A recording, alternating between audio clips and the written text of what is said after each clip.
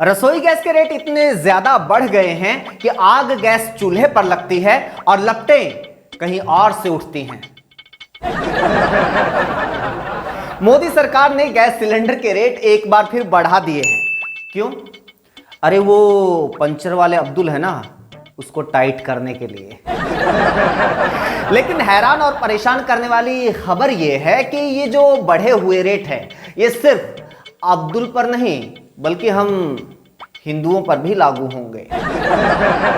लेकिन देश में कुछ हिंदू ऐसे भी हैं जिन्हें ना रसोई गैस के रेट बढ़ने से फर्क पड़ता है और ना ही पेट्रोल डीजल महंगा होने से। क्यों? ना तो नरेंद्र मोदी ने बालक पालने अपने, ना योगी ने पालने, और यही हाल मनोहर लाल।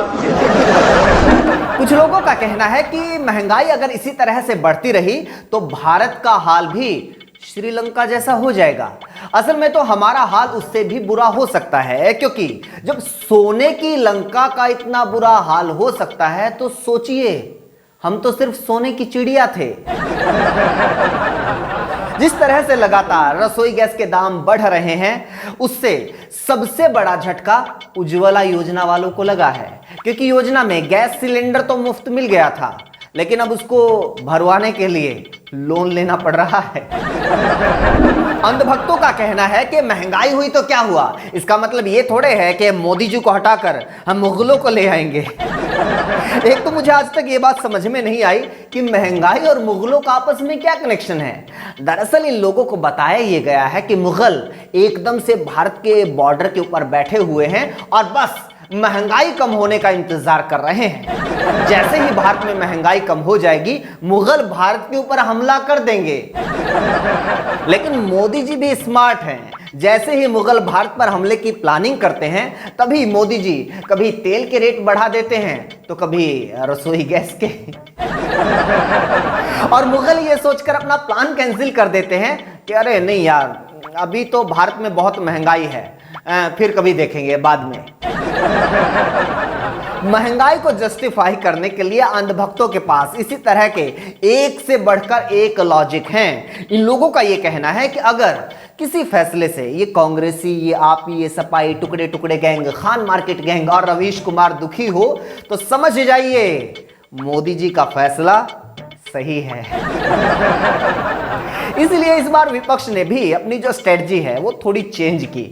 बढ़ती महंगाई पर विपक्ष का ये कहना है कि रेट बढ़ाने की इस मुहिम में हम मोदी जी के साथ हैं, क्योंकि घर तो फूकेगा, मुस्सियां गायब हो जाएगी।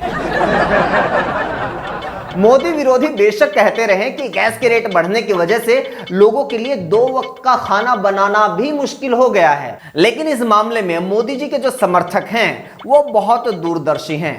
उन्होंने तो पहले ही कह दिया था नून रोटी खाएंगे, मोदी जी को जिताएंगे। ऐसा नहीं है कि सरकार ने सिर्फ तेल और रसोई गैस के रेट बढ़ाए हैं। पिछले दिनों सरकार ने जीएसटी की दरों में भी बड़ा फेरबदल किया है। मोदी जी ने हेल्थ इंश्योरेंस के ऊपर 18% और हॉस्पिटल रूम के ऊपर 5% जीएसटी ठोक दी है। एक्चुअली मोदी जी को लगता है कि हॉस्पिटल में लोग इलाज करवाने के लिए नहीं, पिकनिक मनाने के लिए जाते हैं। इसलिए आगे की जो प्लानिंग है वो यहां तक है कि हॉस्पिटल जाने वालों से जीएसटी से अलग एंटरटेनमेंट टैक्स भी वसूला जाएगा। वैसे अब मोदी भक्त कह सकते हैं कि इसके पीछे भी मोदी जी की बहुत ही दूरदर्शी सोच है। मतलब हॉस्पिटल का खर्च इतना बढ़ा दो कि लोग डर के मारे बीमार ही नहीं होंगे। कुछ दिन पहले ही मोदी जी ने रेल का न्यूनतम किराया 8 से बढ़ाकर सीधे 30 रुपए कर दिया। फिर जो पैक्ड दूध है और दही है उसके ऊपर 5% जीएसटी, डेयरी के उपकरणों के ऊपर 18% जीएसटी, खाद पर जीएसटी, ट्रैक्टर पर जीएसटी, खेती उपकरणों पर जीएसटी, कीटनाशक दवाइयों के ऊपर जीएसटी और उसके बाद अब जो किसानों का पंप सेट है उसके ऊपर भी जीएसटी लगा दी गई है।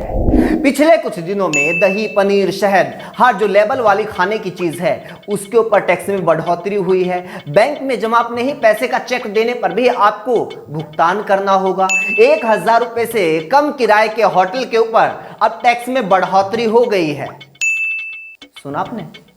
मेरे देश के युवाओं अब तो जाग जाओ, अबे ओयो के रूम महंगे हो गए हैं।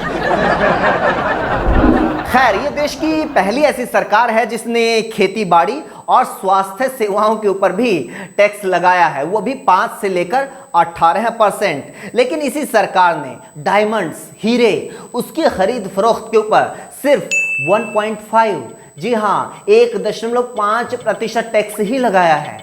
मतलब सारी चीजों के ऊपर इतना टैक्स बढ़ गया, ये अंधभक्त फिर भी विरोध नहीं करते।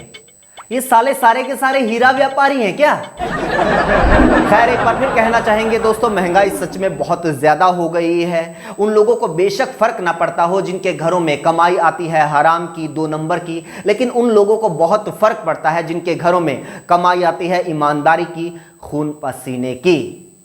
इसी के साथ इस वीडियो में इतना ही। आप लोगों को हमारी ये जानकारी वीडियो कैसी लगी आप हमें कमेंट करके ज़रूर बताइए। हमसे जुड़ने के लिए हमारे यूट्यूब चैनल को सब्सक्राइब कर लीजिए, बेल आइकन को ज़रूर प्रेस कीजिएगा। फेसबुक पर देख रहे हैं तो हमारे पेज को ज़रूर फॉलो कीजिएगा।